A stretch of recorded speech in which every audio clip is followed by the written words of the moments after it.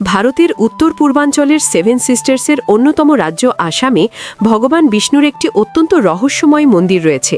এখানে তাকে ঘোড়ার মাথা এবং মানুষের শরীরের রূপে পূজা করা হয়। কিন্তু এই মন্দিরের পেছনের সত্যটি জানলে আপনি শিহরিত হবেন।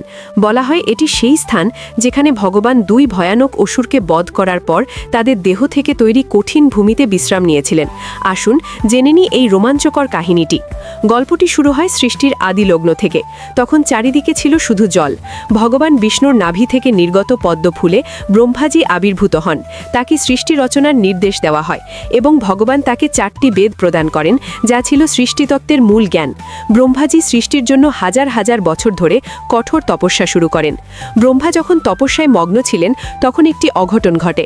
ভগবান বিষ্ণুর কানের মল থেকে মধু এবং কৈটব নামে দুই ভয়ানক অসুরের জন্ম হয়। হাজার বছর জলে থাকার পর যখন তাদের খিদে পায় তখন তাদের নজর পড়ে ব্রহ্মাজির ওপর। তারা ব্রহ্মাজির ওপর হামলা করে পবিত্র বেদগুলো ছিনিয়ে নেয় এবং গভীর সমুদ্রের অন্ধকারে লুকিয়ে ফেলে। বেদের অভাবে ব্রহ্মা অসহায় হয়ে পড়েন এবং সৃষ্টির কাজ থমকে যায়। ব্রহ্মাদি তখন ভগবান বিষ্ণুর শরণাপন্ন হন, কিন্তু সমস্যাটি ছিল অনেক বড়। মধু ও কৈটব দেবী মহাশক্তির তপস্যা করে ইচ্ছা মৃত্যুর বরদান পেয়েছিল, অর্থাৎ তাদের নিজেদের ইচ্ছা ছাড়া কেউ তাদের মারতে পারবে না। তখন বেদ উদ্ধার করতে ভগবান বিষ্ণু হয়গ্রীব অবতার ধারণ করেন।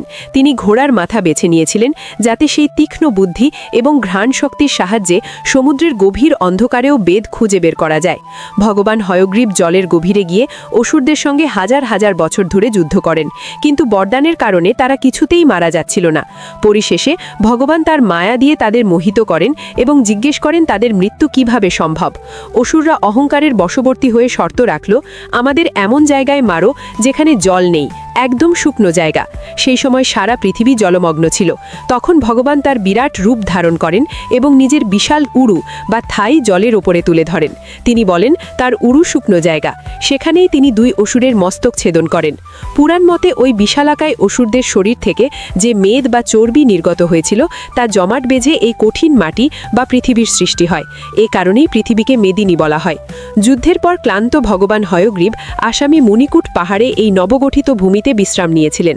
তিনি ব্রহ্মাজিকে বেদ ফিরিয়ে দেন এবং জ্ঞানের পুনঃপ্রতিষ্ঠা করেন। এ কারণেই আজও ভগবান হয়গ্রীবকে বুদ্ধি, যুক্তি এবং জ্ঞানের দেবতা হিসেবে পূজা করা হয়।